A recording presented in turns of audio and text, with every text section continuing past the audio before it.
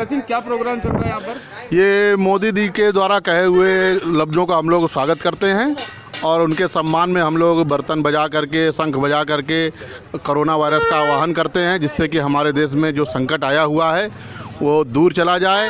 भाग corona, go back corona, corona go back China. Modi तुम संघर्ष करो, हम तुम्हारे साथ हैं।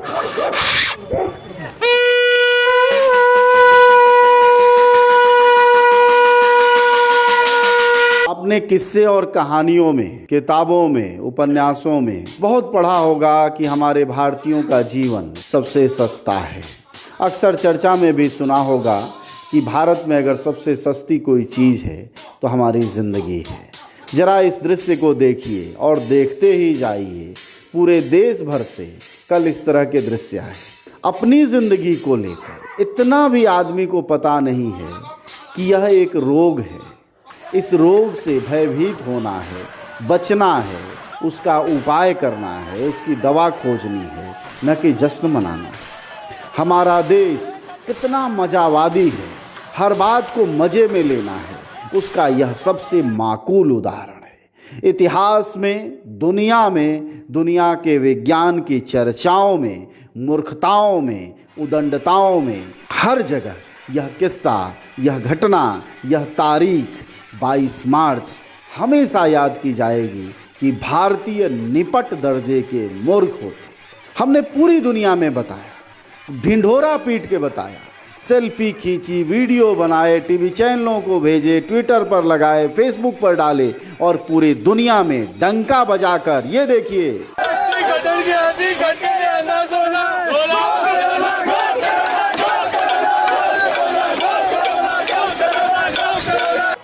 डंका बजा कर, थालियां पीट पीट पर, शंख के उद्घोष कर करके हमने बताया कि हम दुनिया की सबसे जाहिल, मंदबुद्धि और बकलोल कौमों में से एक हैं।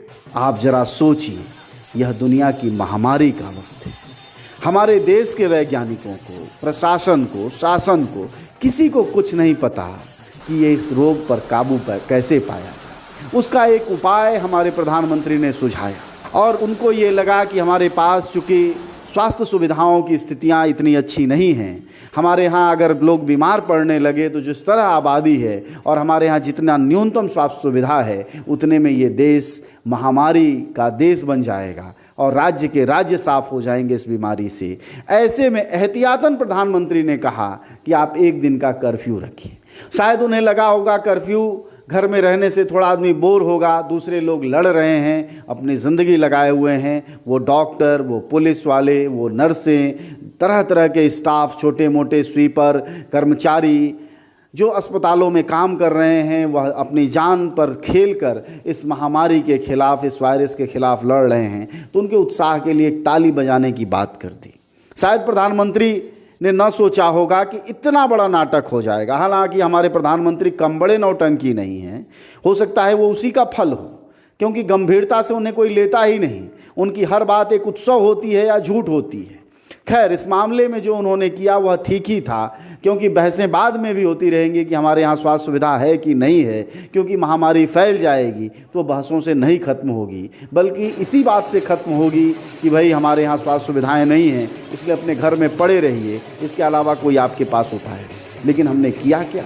आप देख रहे हैं, लगातार देख रहे हैं, ये तरह तरह से कोई डंडे से ढोल पीट रहा, कोई ड्रम पीट रहा, कोई छत ही पीट रहा है, जिसको जो मिल रहा है, और गजब का उत्सव है। और कौन नहीं है शामिल? पढ़े लिखे, अनपढ़, दरिद्र, पैसे वाले भी, भीख मांगने वाले भी, भीख देने वाले भी। गजब की मूर्खता का वितंडावाद है हमारे देश में। हम गजब के लोग हैं, हमारी गजब की पहचान बनी है। आप कहते हैं हम भविष्य में दुनिया के ताकतवर देश बनेंगे। क्या ये मूर्खों की जमातें जो जश्न मना रही हैं, जब इनके ही अपने अस्पतालों में जाएंगे तो कैसे ये रोते गिड़गिड़ाते ये लोग, और कैसे उन अस्पतालों में पहुंचेंगे? कौन नहीं जानता इस देश में संसाधन कितना है। इस देश के बड़े से बड़े शहर में एक साथ 5,000 लोग अगर भर्ती होना चाहें अस्पतालों में तो वह लगभग असंभव है। ना हमारे पास डॉक्टर हैं, ना दवाएं हैं, ना इंतज़ाम है। कौन नहीं जानता, हर आदमी का ये अनुभव है, सरकार भी इस बात को जानती है। तभी तो कहा था कि अपने घर बैठिए और उत्साह के लिए थोड़ा बहुत जो आप थाली ताली बजा सकते हैं बजाइए। लेकिन किया क्या हमने?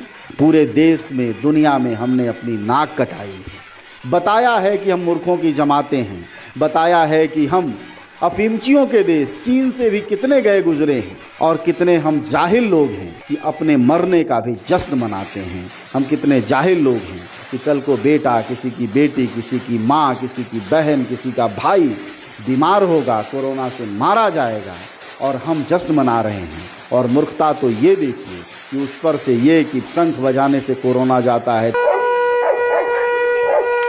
थाली बजाने से कोरोना जाता है, और बड़ी बात, हमारा ये सुपरस्टार अमिताभ बच्चन तक ऐसी बातें कर। इसलिए भारत में साहब आप सच मानिए तो ये विमर्श बेमानी है कि पढ़ा लिखा आदमी होशियार होता है। भूल जाइए, पूरा देश ये एक आवाज़ में कह रहा है कि पढ़े लिखे हों या अनपढ़ हों, हमारे देश में एक तरफ से जाहिल लोग सर्वाधिक हैं, उनकी संख्या बहुतायत में है, वह कम नहीं है। वह पढ़ लिख भी जाएं या अनपढ़ भी रहें, उनके जाहिलपने में कोई कमी नहीं है।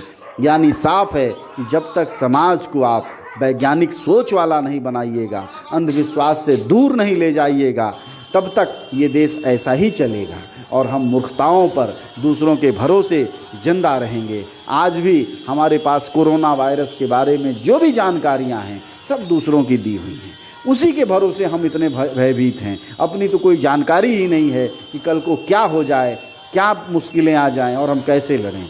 तो आपने देखा कि हमारे देश ने कैसे आनंद मचाया, लेकिन शर्म आती है ऐसी तमाम चीज़ों पर हमें कि आखिर हम कैसे एक दुनिया के विकसित देश भविष्य में बन पाएंगे।